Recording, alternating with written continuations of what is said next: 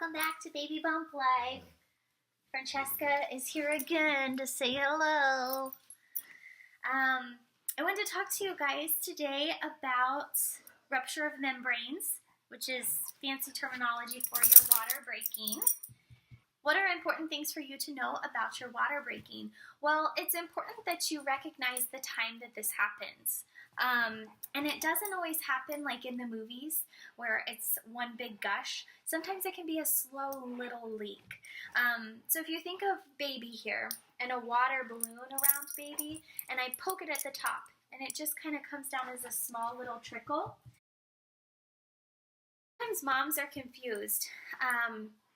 I have seen many patients before who their water has been broken for quite a long time and they didn't realize it was their water. Maybe they thought it was just a little discharge, or they thought maybe they were accidentally kind of peeing their pants a little bit, which happens during pregnancy as the baby's kind of elbowing or headbutting your bladder. So a lot of moms can kind of get the two confused.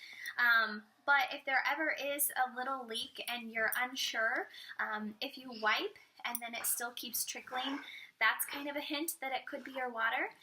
The other thing is, go to your doctor's office. If it's after hours on the weekend, go to the hospital. There's a quick little swab test that they can do to determine if that is your amniotic fluid or, oh my goodness, okay, you accidentally peed on yourself. Nobody cares. Nobody's judging you. It's the baby's fault anyways for elbowing or headbutting your bladder. So, but it's very important that you keep track of what time it is, because once your water breaks, baby has lost that protective barrier that's been keeping them nice and safe in there. And they are at risk if your water has broken for too long for getting an infection and you getting an infection as well. It's just not a way that we want to start the baby's new life here, is with the baby having an infection and needing antibiotics. If we can prevent that from happening, we definitely want to do so. So that is the whole point of keeping track of the time. Typically, once your water breaks, they want you, your nurses or nurse midwives or doctors want you to go to the hospital right away. However, that would be something that you could talk to them at your next appointment about and see if you can stay at home for a little bit, or what their recommendation is for when your water breaks. A couple other things to kind of keep in mind is the color. It should always be clear. If it's ever green, that can mean that the baby maybe had a bowel movement or poo inside. The fluid should always be clear because the amniotic fluid is the baby's pee. So if it's ever green, it's the baby's poo.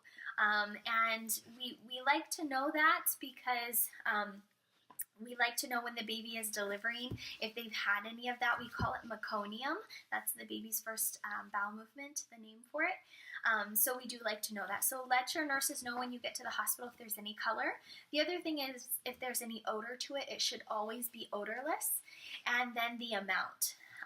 So those are all very important things. The timing, the color, if there's any color to it at all, the odor, if there's any odor, and the amount. Is it small, medium, or a large amount of fluid? So keep those things in mind if your water breaks at home. You could certainly go into labor first and not have your water break until the very end. I've seen many moms go all the way to 10 centimeters and then their water breaks. So it's not always like the movies where it's a big gush, and it's not always like the movies where your water breaks and then you go to the hospital. So keep those couple things in mind, and please leave any comments or questions below. And check out babybumplife.com. We've got a lot of new information on there. I've got a lot of blogs with extra tips on there for you guys as well. And until next time, we'll talk to you guys all very soon. Have a good day. Bye-bye.